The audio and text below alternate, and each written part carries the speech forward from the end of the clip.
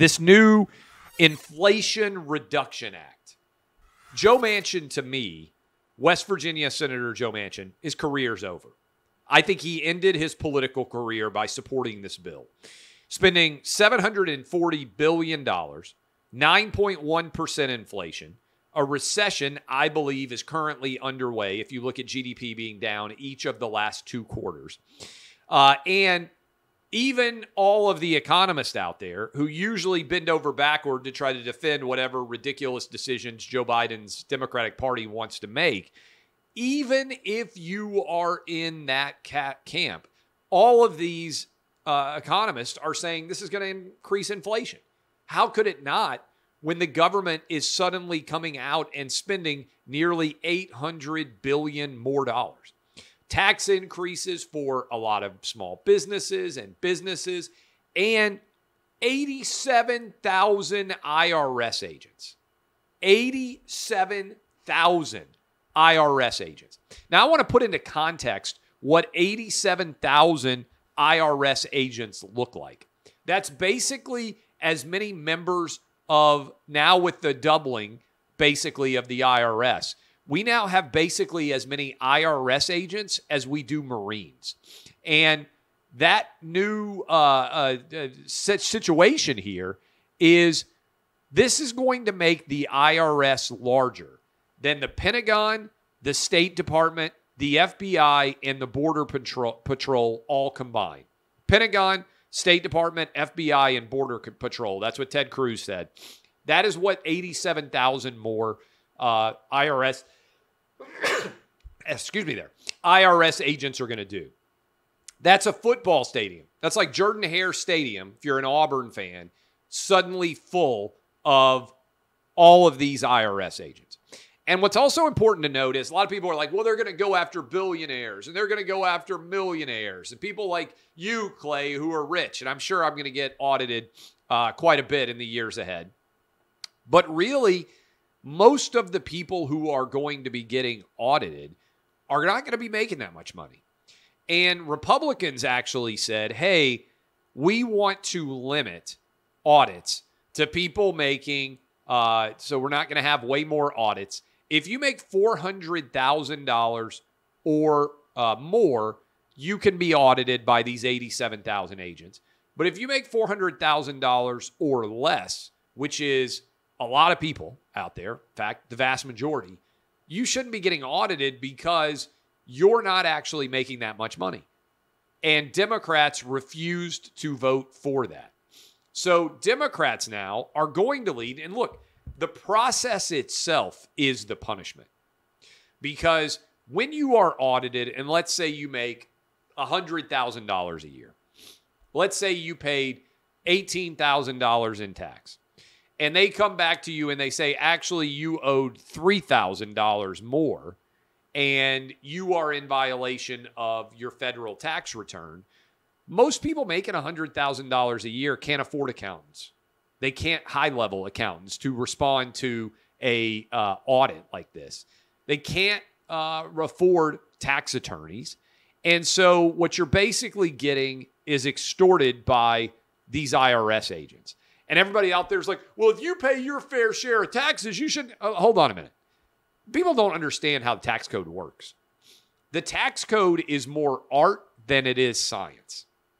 By which I mean, I could... and many of you out there who have business-related income and whatnot also could. I could hire 10 different accountants, and I could give them all the exact same information.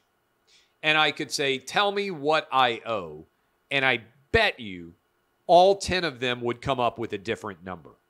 Because the tax code is so complicated that much of it is about interpretation, trying to determine and analyze what exactly is the right dollar figure to apply, what exactly you're going to end up owing. And so people out there don't understand that the IRS can basically shake you down if they want to over how much taxes you might owe. And look, I said this, you can flag it.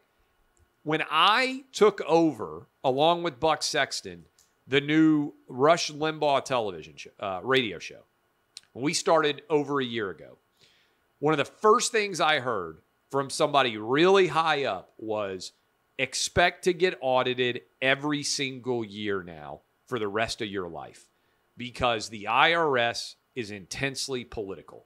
And you saw what happened with Lois Lerner and all of the investigations that occurred surrounding Tea Party-related nonprofits when they essentially were doing word searches based on what the names of these nonprofits were and deciding to audit them. It was entirely politically motivated. Rush got audited every single year. I told my accountants, I said, hey, I expect that the IRS is now going to come after me because I'm moving from a guy who just gives opinions on sports alone to now being a guy who's taken over the biggest radio show in the country, and I'm going to be a target now. So just presume, make it as well recorded as we can, that we're going to get audited every single year. I've never been audited before in my entire life. I bet that I start getting audited now. And I bet that because there's 87,000 new IRS agents, I bet a lot of you are going to get audited as well. And I don't buy into the idea that this bill is going to pay for itself. It's going to increase inflationary pressure. It's going to increase our overall debt. And once you hire all these people for a federal bureaucracy, they never get fired. Nobody ever comes. We could. I really believe this. I think half of all federal employees should be fired right now. Half of them. I think we easily pay way too many people to do a job that half of them could do as good or better. I think if you cut 50% of the United States federal government, you cut half of our taxpayer-funded jobs out there, I think that they would do just as good of a job. I really do. I think we have at least 50% totally wasted on all of these employees. We're never going to be able to fire any of these people. Once they get these jobs, and once they get union protection, and once they get rolling into the federal system, these 87,000 IRS agents are going to exist. The doubling of the IRS government size will exist for the rest of our lives. Nobody ever gets fired in the government. Nobody ever gets downsized. Nobody, once a federal bureaucracy expands, it never, ever becomes smaller. Always gets bigger. And so congratulations, Democrats, knowing that they're about to lose the House at a minimum, decided they were going to pass through a massive tax increase just before they get walloped and lose at a minimum control of the House and maybe control of the Senate as well. I told you this was going to happen. I predicted it for a long time. I think it's going to cost Joe Manchin his political career. I don't see there's any way that he's going to be reelected in the state of West Virginia again. I think he's done. And I think there are a lot of people out there that are fed up with him and his secret negotiations that he had with Senator Chuck Schumer over all of this.